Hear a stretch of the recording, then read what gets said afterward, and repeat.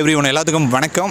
Views நம்ம வந்து விவசாயம் சம்மந்தமாகவும் சின்ன சின்ன கடைகளை பற்றியும் நம்ம ரிவ்யூ பார்த்துருக்கோம். அந்த வரிசையில் பார்த்திங்கன்னா இது வந்து பனங்கிழங்கு அப்படின்னு சொல்லுவாங்க, சரிங்களா? இந்த பனங்கிழங்கு பார்த்திங்கன்னா ரொம்ப ரேருங்க, ரொம்ப அதிகமாக இப்போ கிடைக்கிறது இல்லை.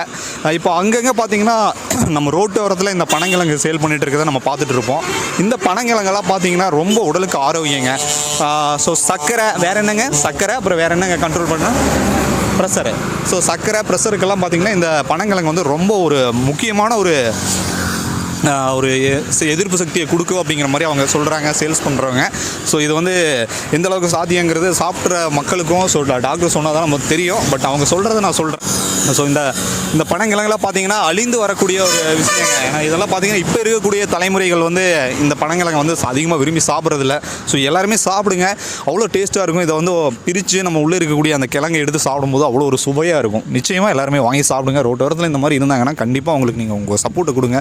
தொடர்ந்து நான் சிவா அருண் டிவியில் வலியுறுத்திட்டு வர்றது என்னென்னா, சாதாரண பீப்புளை வந்து நம்ம சப்போர்ட் பண்ணால் மட்டும்தான் நம்ம வாழ்க்கை ஒரு மேம்படும். ஏன்னா நம்ம கொடுக்கக்கூடிய ஒரு 10 ரூபாவில் தான் அவங்க வாழ்க்கையும் ஒரு சந்தோஷமான ஒரு வாழ்க்கையாக மாறதுக்கு அதிக வாய்ப்பு இருக்குது. தயவு கூர்ந்து நான் தொடர்ந்து வலியுறுத்திட்டு வர்றது, சின்ன சின்ன கடைகளையும் நீங்கள் சப்போர்ட் பண்ணுங்கள். சின்ன சின்னதாக ரோட்டோரத்தில் இருக்கக்கூடிய ஒரு டிஷ்ஷஸும் நீங்கள் வாங்கி சாப்பிடுங்க, சரிங்களா?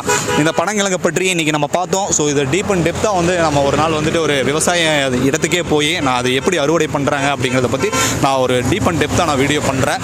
ஸோ இந்த வீடியோ உங்களுக்கு நிச்சயமாக ஒரு சின்னதாக ஒரு பயனுள்ள தகவலாக இருந்திருக்கும்னு நினைக்கிறேன். மற்றும் ஒரு பயனுள்ள தகவலில் நான் உங்களை சந்திக்கிறேன். நன்றி, வணக்கம்.